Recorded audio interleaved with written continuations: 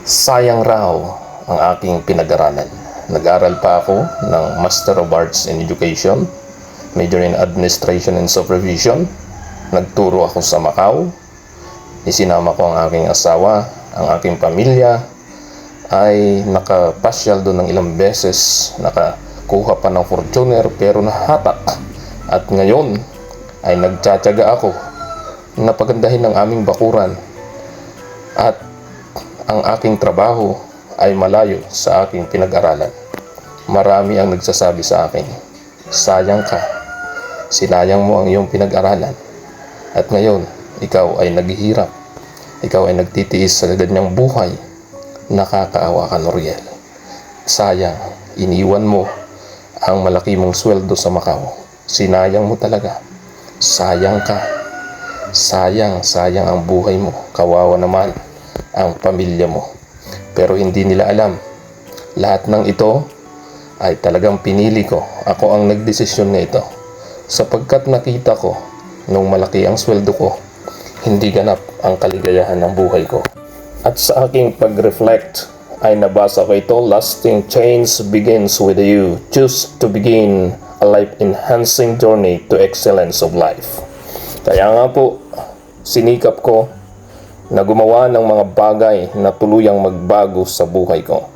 Sapagkat ang buhay ay isang beses lamang sa mundong ito.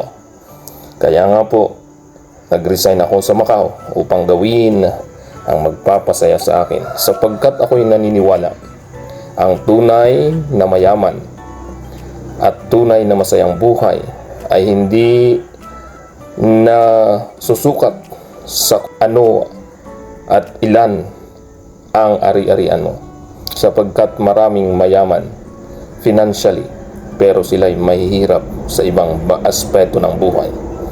Di baling hindi ganun kalaki ang iyong pera kung mayaman ka naman sa mga bagay na nagpapasaya. Katulad sa akin, mula nung ako'y nag-resign, hindi ko sinayang panahon. Ginamit ko ito upang pasayahin ang ibang tao, pasayahin ang pamilya ko at pasayahin ang buhay ko.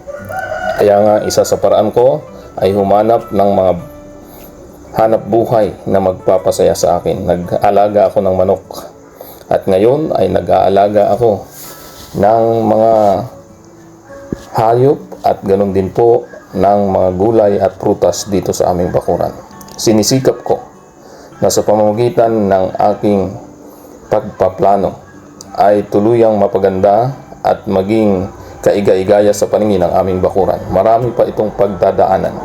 Subalit, yung aking mga karanasan, ang aking pinag-aralan ay ginagamit ko dito upang tuluyang maabot ang pinakamagandang bakuran na pwede kong magawa sa pamamagitan ng pagre-research, sa pamamagitan ng pagsisikap, pagpaplano at umaksyon agad. Kaya nga po, yung aking ginagawa ay hindi ko ikinakahiya, bagkus ito ay nagpapasaya sa akin. Sapagkat alam ko na itong ginagawa kong ito, bagaman sa iba ito ay nakakahiya at nakababagot, ito sa akin ay napaka-noble na gawain. Sapagkat ito ay legal na gawain, nakatutulong ito sa mga tao, at ito ay nagiging inspirasyon din ng iba. Kung sa iba, ako'y katawa-tawa sapagkat iniwan ko ang aking propesyon. Pero sa akin, ako ay tuluyang nagbago sa pamamagitan ng mga bagay na gumagawa ako ng nagpapasaya sa akin. At hindi lamang ako ang nagiging masaya dito. Marami, sapagkat ang mga taong bumibili, humihingi ng gulay sa aming bakuran, ay natutulungan ko. Yung aming restaurant na nagsaserve sa mga tao ng mga pagkain, ng mga natives na pagkain, katulad ng mga native na manok at mga alagang gulay na masusustansya sapagkat semi-organic, ay nakatutulong ito.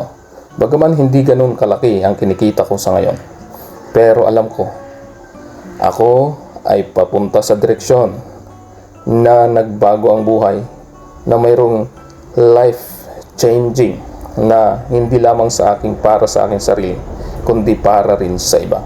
Kaya ikaw na nanonood ngayon, marami ngayon ang mayayaman, malaki ang kita, pero hindi masaya. pag-isipan mo ang buhay mo. Pwede mong baguhin ang direksyon ng buhay mo. Pwede mong dagdagan ang iyong ginagawa na magpapasaya sa iyo. Pwede ring pag-aralan mo bakit ka hindi masaya sa trabaho mo. Baka naman hindi talaga yan ang para sa iyo. Pero kung para sa iyo yan at dyan ka mabubuhay ng maayos, ituloy-tuloy mo lang yan. Pagsikapan mo lang tanggapin ang sitwasyon mo. Pero kung sa tingin mo ay hindi na talaga nagpapasaya sa iyo yan at nabubuhay ka na lang dahil sa pera, tandaan mo, don't work for money. Let your money work for you. Maraming mga tao na buhay sa mundong ito hanggang sa sila'y namatay dahil lamang sa pera. Pero hindi kailanman madadala sa hukay ang perang iyong pinaghirapan.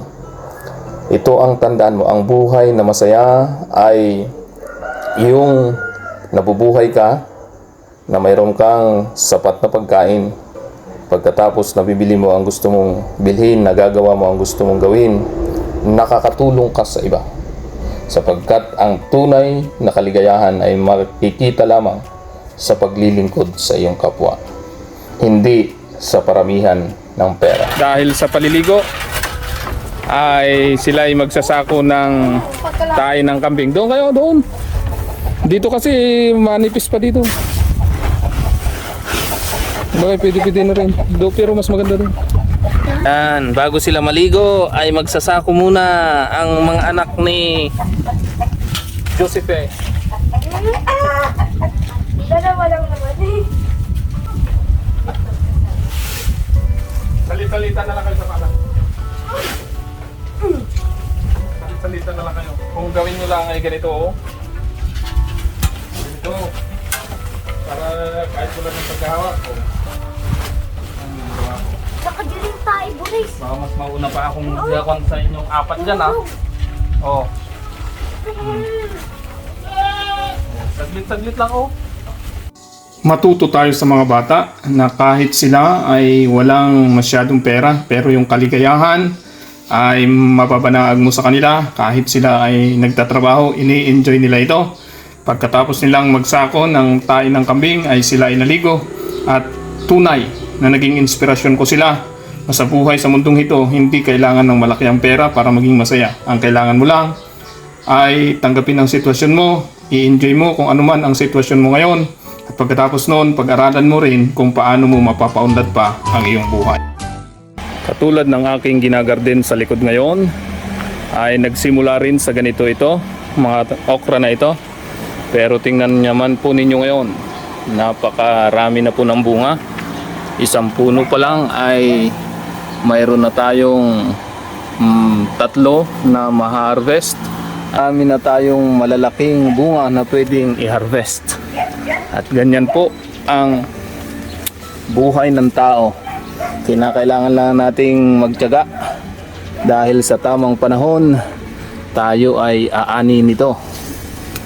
Yan, oh, ang dami, oh, daming bunga, ang dami nating pwedeng i-harvest. Oh.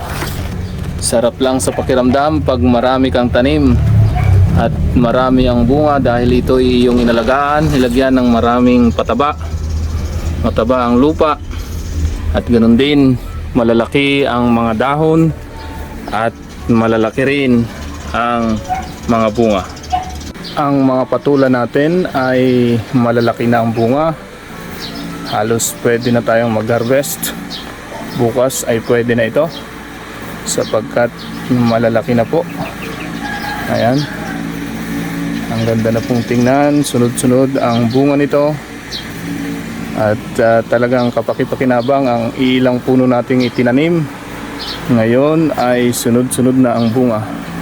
Ganyan po sa buhay ng tao. Minsan akala natin ay walang silbi ang ating ginagawa at minsan pa nga'y katawa-tawa. Pero alam ba ninyo na yung katawa-tawang iyon ay pwedeng katulad nito Mas Alva Edison na naging incandescent bulb. Kaya dire-diretso lang yung ating ginagawa na sinasabi nilang sayang raw.